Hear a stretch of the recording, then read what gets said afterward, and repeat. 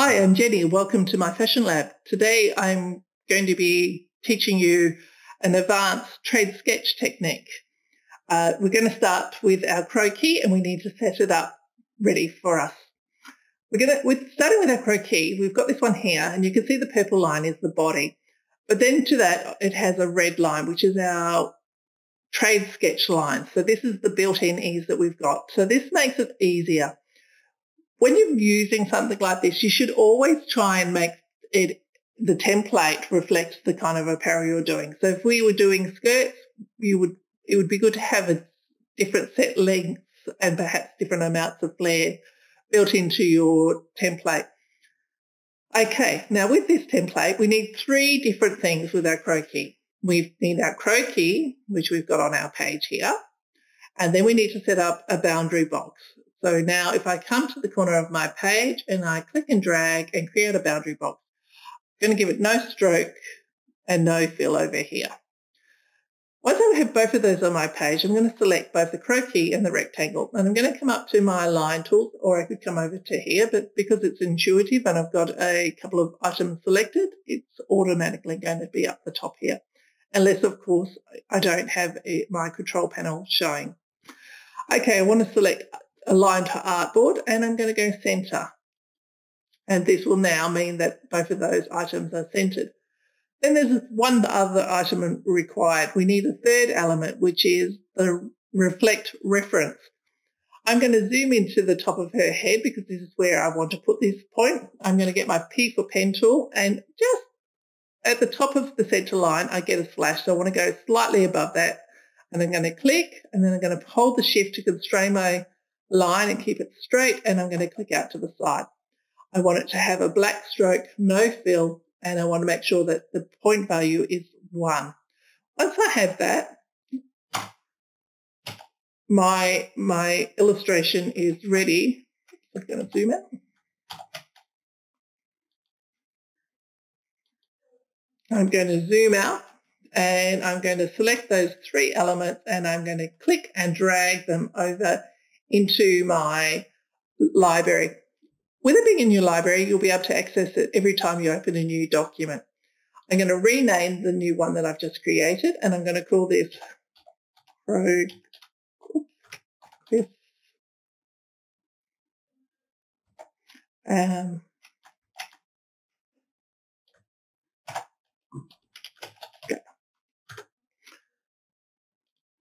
Okay, so now I've got those there. So that's the first part of this episode.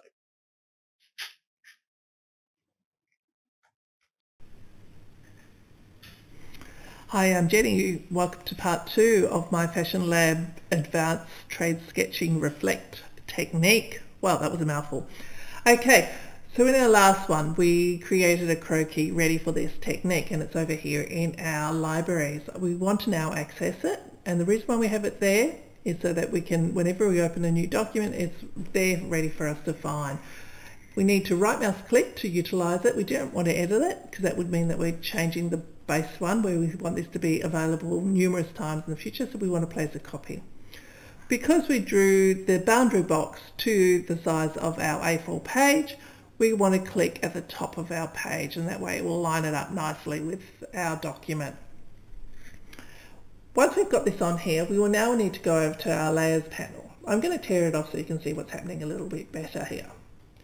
Now with this, I'm going to open it up and so you can see.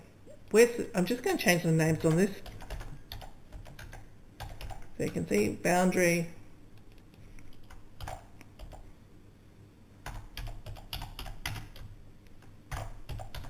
There we go, reflect reference. Okay, so we've got those three elements and they're all selected at the moment, but we need to actually make sure that we click on here to select it. So I'm going to click on the top one up here so everything is selected and it's got this double circle. Even though it was selected, if we do not click on the target circle and make sure all these elements are selected, this technique will not work. It will not work if we select it any other way. So it's a really crucial step. Okay, with all of this selected, now we can come over to our appearance panel.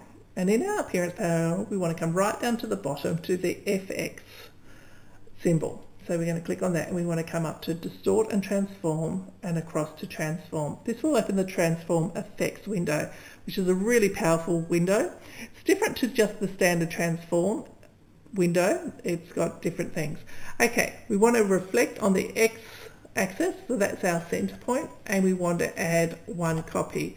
So basically meaning when we're drawing on this side, we want to be adding 1 copy to this side. And if we hit Preview, we want to be looking up here at our Reflect reference point, and it reflects. If it does not reflect, that means that there's something's already gone wrong at this stage. Often we haven't clicked on the right target in our Layers panel. Okay, we can go OK now. That's fabulous. Now before we get going, we want to click on the Crow key. And one of the easiest things to do with our Crow key is for us to then change it, come up to View and go down to Guides and make guides. And then we can lock it into place. By making it a guide, it's a nice light colour. Our black outline will be very easy to see. Plus later on when we've drawn our shape, this will disappear, and so it's a very handy way to go about it. I'm also going to lock the boundary box into place, which only leaves the reflect reference thing, and you can see we've got that already loaded in here. So we don't need to do anything except hit P for pen. And I'm going to zoom in a little bit here, and I am going to draw a dress with a scoop neck. I'm going to start on my center front, I'm going to hold my shift and drag out, and then I'm going to come up to my neckline, and then I'm going to hold my Alt, change my handle direction, come to here, get my directions right, come to my underarm, come down here. So basically I'm just going to draw a garment. Using my outside shape, I'm going to come down here, use my Alt to separate my handles, come to my center point. The great thing about this is you can see if the proportions are working while you're doing it. Now to move on to do another bit, if I just hit P for pen tool, this will release my pen and I'm ready to then do the next bit. So come up here. And if I had have just come up on an angle, you would get that reflection here. So you can see in live time it actually working. I'm going to now come over to draw my, actually I might just fix this neckline here while I'm here. I'm not very good at leaving things if it looks ugly. Okay, I'm going to do my sleeve. I'm going to come over here, and if I get too close to that, I'm going to accidentally delete that anchor point. So I'm going to Control Z. Sometimes it's easier just to start a little over, then come down, come down, create a little bit of a cuff opening, and then come up to here. And then I can come into here and move this over to this point. If I need to make sure that it's all aligned, I can select those anchor points and right mouse click for options and go to average. And what it will do, it will average the location, make them sit exactly on top of each other. And this could be done the same for the underarm. Beautiful. So we've got this here. And then we can come to the cuff, and we can draw a cuff here. And we could draw a dart.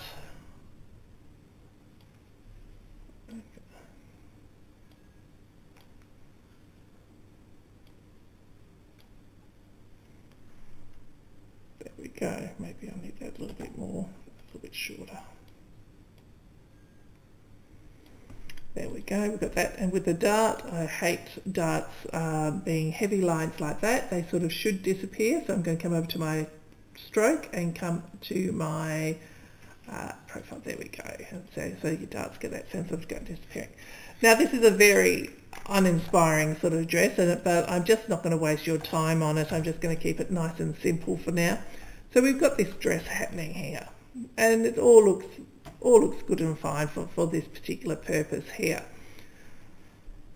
Okay, so now we're ready to create this as a garment. Now if I was to get my selection tool, can you see how it only selects half the garment? And if I go to select on the other side, I can't, whereas I can select everything on here with my selection tool. If I come to my direct selection tool, similar thing, I can select different parts, but I can't select over here. The interesting thing though is if I get my selection tool, my black arrow, and I come and click on this neckline and come up to object, you can see that the expand and the expand appearance are not available. Whereas now if I get my direct selection tool, my white arrow, and I click on the neckline and then I come up to here, I will have the expand appearance available to me, and this is the option that we're wanting. So now if I click expand, I now have this as a stroke, so you can see the handles are still there, but now I have all of this, so this is great. But I might just delete that one up there. Also, have you noticed in that our crow key has now disappeared because we've finished with that, you know, now the proportions are all fine. So now I'm going to, if I click on here and here, you can see that the garment is made up of parts. I could come down and I could select those anchor points and try and fill it and all of that, but that's a little bit long-winded. So I'm going to go Control A and select the whole lot. I'm going to then come to my shape builder and I'm going to hover over it.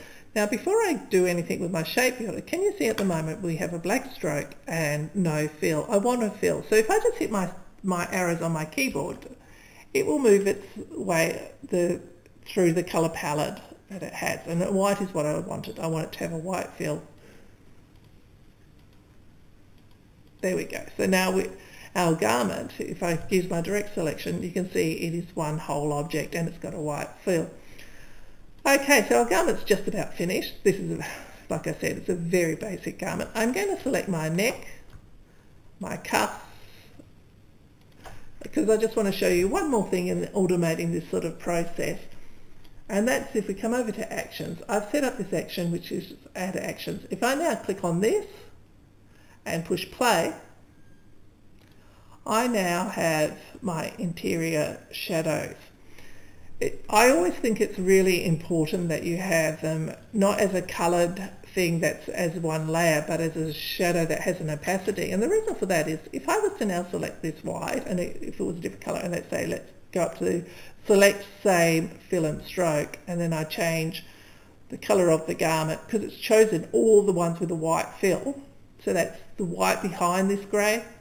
So if I had pink, can you see how it's got the pink behind here? So it means that as I add patterns and colours, I will always have that sense of that shading behind to give that sort of thing. So I think it's a really worthwhile setting up an action for that. That will be in another video. But hopefully you can see the merit in this technique. It's a really speedy one. I mean, part of my garment is not the best. I might redo it because of that, but I may not. I may post this one until I can get around to doing another one. Okay guys, I really appreciate you coming and watching. Thank you.